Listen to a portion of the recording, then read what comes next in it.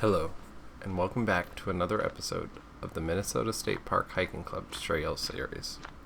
Today, we traveled to Nerstrand Big Woods State Park in Nerstrand, Minnesota.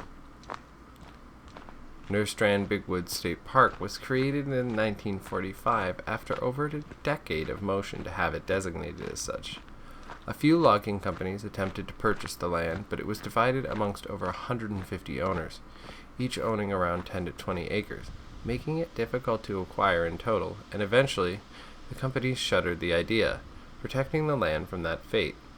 It was founded to preserve the very last of the Big Woods, a continuous forested area that covered much of southeast Minnesota until the mid-1800s, when settlers began converting the area to farmland. The park includes numerous types of trees: sugar maples, basswood, oak, hickory, aspen, elm, ash, and ironwood. The park also includes hundreds of different varieties of wildflowers. It's also one of the only places where you are able to see the endangered and ephemeral dwarf trout lily. It only blooms roughly for 4 weeks a year and is so endangered it only exists within 3 counties in Minnesota and nowhere else. Unfortunately, we missed the bloom this year, which occurs in the spring sometime between mid-April and mid-May, depending on the weather. Another significant attraction of the park is mushrooms.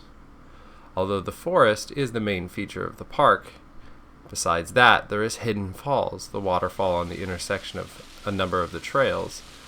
It's a similar type of waterfall to some others in the area, including just down the road at Karen Falls Park, but it's still a fantastic sight. While it may be sad to think Nerstrand is all that remains of the Great Big Woods that sprawled some 3,000 square miles of southern Minnesota, I prefer to look at it as a bastion that has remained, protected from cultivation, and restored in part to a representative section of what it was. What I found particularly interesting were some of the arguments in favor of its establishment as a state park.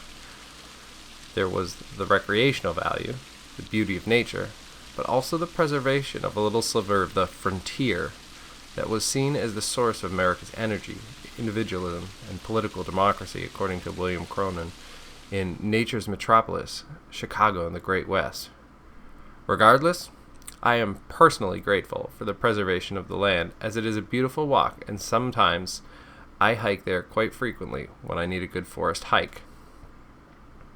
The hiking club trail starts near the playground by the parking lot. It immediately begins heading down towards the boardwalks, a good place to view the dwarf trout lily flower before making its way back to the Hidden Falls along the river. After a stop at the waterfall, you cross the river and turn right, heading back into the woods. This trail, the Beaver Trail, takes you up a small hill and through the dense woods. Bug spray is highly advised, as it's a dense forest and the bugs can get quite dense as well. After a while on the hike, you come to a corner and split down towards the White Oak Trail, which takes you back towards and along the road.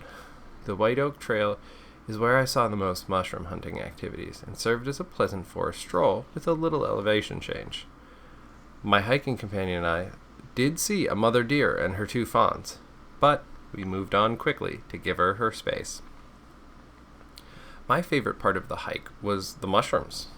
There were many folks hunting mushrooms, and they all came quite equipped with all the gear.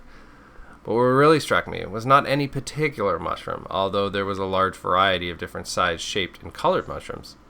It was the fairy ring. I'd never seen one, and it was a special treat to see one in person. I dared not enter the ring, but it was quite exciting to be able to view one out in nature.